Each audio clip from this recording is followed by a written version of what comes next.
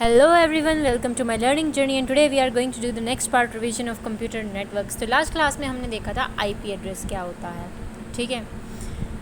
IPv4 के बारे में देखा था, IPv6 के बारे में देखा था, ठीक है। और आज हम करने वाले, हमने static IP, dynamic IP, private, ये सब भी देखे थे ना। लेकिन आज हम क्या करने वाले हैं, आज हम करने वाले हैं क्लासफुल एड्रेसिंग, ठीक है। आज हम कवर करेंगे क्लासफुल एड्रेसिंग होती क्या है, वाई इट वॉज इंट्रोड्यूस, जिसके अंदर क्लास ABCDE के बारे में देखेंगे, डिफ़ॉल्ट सबनेट मास्क के देखेंगे, नेटवर्क आईडी, होस्ट आईडी देखेंगे एंड थोड़े सा फिर इसको क्विक रिवाइज करेंगे and this is all what we are going to do today. So let's start with the classful addressing होती क्या है। सपोज़ एक होम नेटवर्क में सिर्फ 20 डिवाइस हैं, ठीक है, और एक कंपनी में 50,000 डिवाइस हैं। अगर दोनों को सेम टाइप का आईपी स्ट्रक्चर दे दिया जाए तो या तो एड्रेसेस वेस्ट होंगे या इनफ एड्रेस नहीं मिलेंगे। अगर हर आईपी एड्रेस सेम टाइप का होता तो प्रॉब्लम क्या होती, मैं ये बताना चाह रही हूँ इस एग्जांपल के साथ आपको, कि एक होम नेटवर्क है, उसमें 20 डिवाइस और एक कंपनी उसके अंदर 50,000 है। अगर दोनों में सेम स्ट्रक्चर फॉलो करता है तो या तो इनफ डिवाइस नहीं मिलते या फिर कुछ एड्रेस वेस्ट होते। इसी प्रॉब्लम को सोल्व करने के लिए IPv4 एड्रेसेस को 5 क्लासेस में डिवाइड किया जाता है। कौन से को? V4 को। और इसी क्लास को इसी कंसेप्ट को हम कह देते हैं classful addressing. Basically dividing IPv4 address in 5 classes is known as classful addressing. Total classes हमारे पास इसके अंदर होती हैं 5, A B C D and E, ठीक है। इसको याद कैसे रख सकते हो आप? ABC नॉर्मल कम्युनिकेशन के लिए होती है और जो D होती है हमारी वो होती है मल्टीकास्ट के लिए और E होती है किसी एक्सपेरिमेंटल पर्पज़ के लिए। एक ही बात करें तो इसके अंदर फर्स्ट बिट जो होती है वो फिक्स होती है, वो हमेशा 0 रहेगी और फर्स्ट ऑक्टेट की इसकी रेंज होती है 1 से 126। 0 जिसमें रिवर्स्ड है और 127 जो है वो लूप बैक के लिए रिवर्स कह रही हूँ मैं, रिजर्व्ड है, मतलब कि ये बुक कर दिया जाता है, ठीक है। डिफ़ॉल्ट सबनेट इसका कितना होता है, मैंने लिखा हुआ है स्लाइड पे 255.0.0.8 या फिर आप इसको कह लो /8। ये क्या दिखाता है कि इसके अंदर अब नंबर ऑफ़ नेटवर्क्स कितने हो सकते हैं, ठीक है। First octet is the network ID and last 3 octets are the host ID. मैंने आपको बताया था कि आईपी एड्रेस नेटवर्क आईडी और होस्ट आईडी से मिलके ही बनता है। इसका यूज़ कब होता है? जब लार्ज ऑर्गेनाइजेशंस में हमें आईपी एड्रेसेस देने हों तब। Why is 127.x something is not use as a class A? क्योंकि अभी अभी मैंने बोला कि 127 जो है वो लूप बैक के लिए रिजर्व्ड होता है, लूप बैक टेस्टिंग के लिए, इसीलिए वो क्लास A का पार्ट नहीं है। अब क्लास B पे आते हैं। क्लास B में पहली बिट क्या होती है? उसमें 0 होती थी, इसमें पहली बिट होती है 1 एंड 0, ठीक है। जिसकी रेंज लाई करती है 128 से 191 के बीच में। ये रेंज कैसे पता चली आपको, ये बता सकते हो आप कैसे हुआ? देखो इसमें बेसिकली क्या होता है, मैं चलो नोटबुक में एग्जांपल लेती हूँ।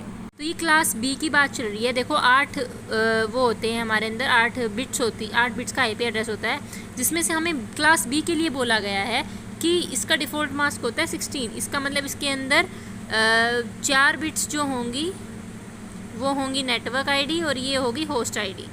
तो नेटवर्क आईडी में से इसने क्या बोला कि ये वाला पार्ट इसमें हमेशा फिक्स रहता है 1 0।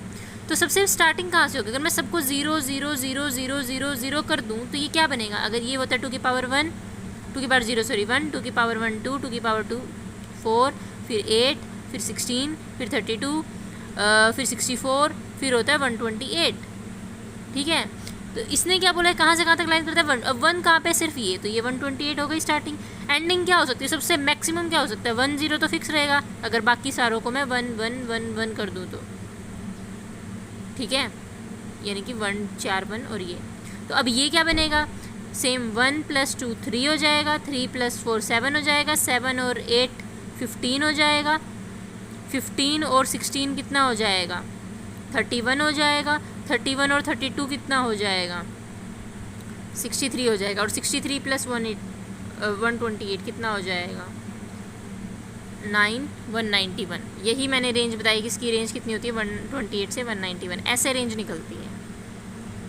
तो अब आपको इससे समझ आया होगा इसकी रेंज 128 से 191 क्यों होती है। स्टार्टिंग की 2 बिट्स जो है रिजर्व्ड होती है 1 और 0 से। डिफ़ॉल्ट मासेस का 255 यानी कि स्टार्टिंग की जो 8 बिट्स हैं वो इसके अंदर जो हैं वो होती हैं नेटवर्क आईडी की होती हैं, ओके। या फिर आप ये कह सकते हो कि स्टार्टिंग के जो 2 ऑक्टेट हैं वो नेटवर्क आईडी के होते हैं और लास्ट के जो 2 ऑक्टेट हैं वो होस्ट आईडी के होते हैं। ओके, हाफ हाफ हो गया ना इसलिए। इसका यूज़ कब होता है? जब मीडियम साइज ऑर्गेनाइजेशन होती है। फिर नेक्स्ट हमारे पास आती है क्लास सी। इसमें जो होती है फर्स्ट 3 बिट्स रिजर्व्ड होती है 1 1 0 और इसकी रेंज लाया करती है, जैसे मैंने निकाला वैसे आप निकाल के देख सकते हो, 192 से 223 के बीच में। रेंजेस हमें याद करनी बहुत इंपॉर्टेंट है। जैसे सबसे पहले मैंने क्या बताई थी, 0 से 127, फिर 128 से 191, फिर 192 से 223। ठीक है, इसका डिफ़ॉल्ट मास्क होता है 255 255 255 फिर 0। इसका मतलब इसके अंदर पहले 3 ऑक्टेट या फिर /24 कह लो, पहले 3 ऑक्टेट जो होते हैं वो नेटवर्क आईडी के होते हैं और लास्ट वाला एक ऑक्टेट जो होता है वो किसका होता है? इसमें 4 ऑक्टेट होते हैं बेसिकली। ठीक है, हर ऑक्टेट के अंदर 8 बिट्स होती हैं ऐसे ही। तो लास्ट ऑक्टेट जो होता है वो होस्ट आईडी के लिए होता है। And it is used in small networks, homes and offices. फिर बात आती है हमारे पास क्लास डी की। इसमें हमारे पास रिजर्व्ड बिट्स होती हैं पहली 4। इधर मैंने स्लाइड पे नहीं लिखा है लेकिन आप लोग नोट कर लेना, 111 एंड 0 पहली 4 बिट्स इसमें रिजर्व्ड होती हैं और इसकी रेंज लाया करती है 224 से 239 तक। ठीक है, अब ये जो होता है ना, ये मल्टीकास्ट के लिए यूज़ होता है, यानी कि एक सेंडर एक साथ मल्टीपल रिसीवर्स को डेटा भेज सकता है इसमें। ये उस पर्पज़ के लिए यूज़ होता है, लाइव स्पोर्ट्स स्ट्रीमिंग हो गया जैसे कि। Does class D have network ID and host ID? नहीं होती इसमें नेटवर्क आईडी होस्ट आईडी। ठीक है, कि इसमें कोई भाई मेरा फिक्स हो कि भाई इतने नेटवर्क आईडी इतने होस्ट आईडी, नहीं होता। It is used for only multicast communication. फिर आती है हमारे पास क्लास ई। ई के अंदर हमारी पहली 4 बिट्स रिजर्व्ड होती है 1 1 1 1 से और इसकी रेंज होती है 240 से 255। ठीक है, इसका पर्पज़ क्या होता है? Experimental and research, normally public communication के लिए यूज़ नहीं होती। तो दोबारा से हम पूरा रिवाइज करते हैं। देखो, क्लास ए जो होती है उसकी रेंज होती है 0 से 126। उसके अंदर डिफ़ॉल्ट मास्क होता है हमारा पास /8, यानी कि उसके अंदर नेटवर्क आईडी जो होती है वो पहला ऑक्टेट होता है, बाकी होस्ट आईडी का होता है और ये लार्ज नेटवर्क्स के लिए यूज़ होती है।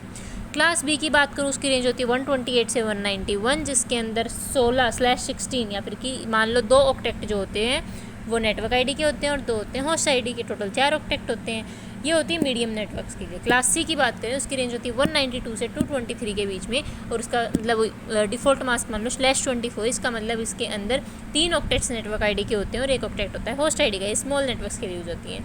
फिर आती है class D and E. D और ई के अंदर कोई डिफ़ॉल्ट मास्क नहीं होता, कोई नेटवर्क आईडी होस्ट आईडी नहीं होती। बस डी जो है मल्टीकास्ट के लिए यूज़ होती है और ई जो होती है वो एक्सपेरिमेंटल पर्पज़ के लिए यूज़ होती है। जो डी है उसकी रेंज लाया करती है 224 से 239 के बीच में और ई की रेंज लाया करती है 240 से 255 के बीच में। इजीली याद रखना हो तो याद रखना, A is 1, B is 128, C is 192, D is 224 and E is 240। ठीक है, first octet is 50 class A, second 150 class B, 200 class C, 230 class D and 245 class E. Okay, ये मैंने फर्स्ट ऑक्टेट की बात करी है। अब बात आती है why was classful addressing replaced. इसको रिप्लेस क्यों किया गया? क्योंकि प्रॉब्लम इसमें ये थी कि एड्रेसेस वेस्ट हो रहे थे। A company needing only 500 IPs might get an entire class B network with over 65,000 addresses, क्योंकि उसमें तो बहुत सारे नेटवर्क्स हैं और इस चीज़ में वो बहुत सारे IP वेस्ट हो रहे हैं। और इस प्रॉब्लम को सॉल्व करने के लिए जो इनएफिशिएंट एलोकेशन हो रहा है उसके लिए आएगा हमारे पास क्लासलेस इंटर डोमेन राउटिंग, जिसको हम नेक्स्ट क्लास में देखने वाले हैं। तो आज के लिए बस इतना ही। वीडियो अच्छी लगे लाइक शेयर सब्सक्राइब कर देना, कमेंट्स में बता देना। मिलते हैं नेक्स्ट वीडियो के अंदर, तब तक के लिए थैंक यू सो मच। टाटा, बाय बाय।